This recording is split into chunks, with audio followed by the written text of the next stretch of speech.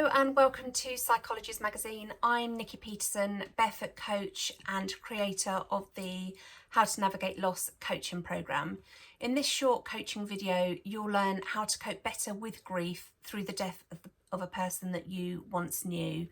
This is week 2 of 4 and you can access the rest of the course if you're a subscriber to Psychologies Magazine, or you can subscribe to Psychologies Magazine and get full access to the full course, and that will also include weekly journal workbooks for in-depth coaching.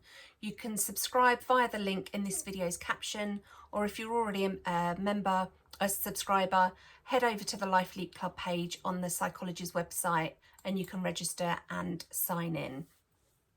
So as I say, this is week 2 of How to Navigate Through Loss coaching course, and this week it's all about grieving the death of somebody that you knew.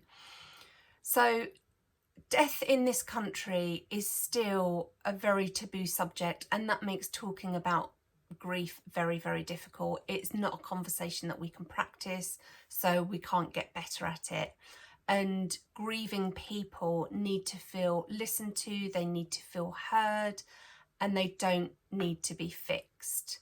So who can you talk to that will listen to you, that will support you without any judgment? Because to a certain degree, effective grief recovery is all about being heard. And it's also equally vital that you get what you need. So how will you make sure that your needs are met? Whether that's through space on your own, time alone, perhaps you might need silent company, perhaps you might need to be occupied, and it will be different things on different days.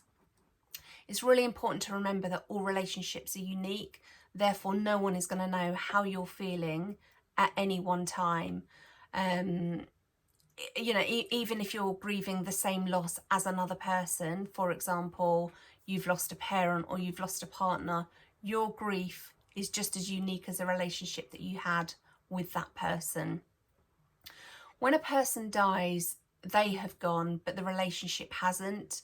That relationship that you had with them will never ever die, so the love will never be lost. Similarly, if the relationship was difficult, that too will never change.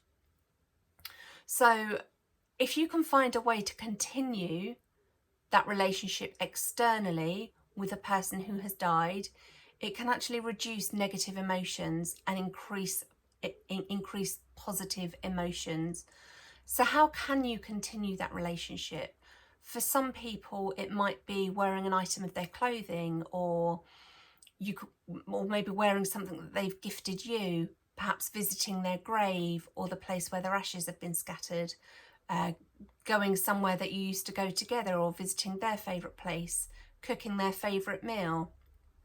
If that perhaps feels too much at the moment and it's too raw to do something that you once shared together, maybe writing it down will help, so that when you're ready, you've got a list of things that you could do that you used to do together. So as I say, just as the love in a relationship cannot be lost, a difficult relationship will never be lost either.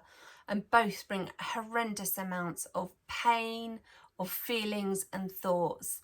And I'd really like to invite you to write a letter to yourself that is never going to be sent anywhere, never going to be posted.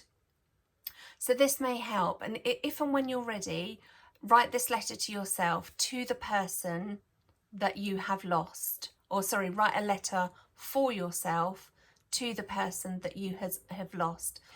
You might want to choose some really beautiful writing paper and use your favourite pen.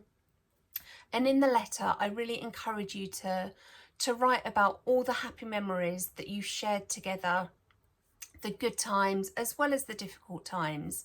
Write down what you most valued about this person, how you might have done better, how they might have done better.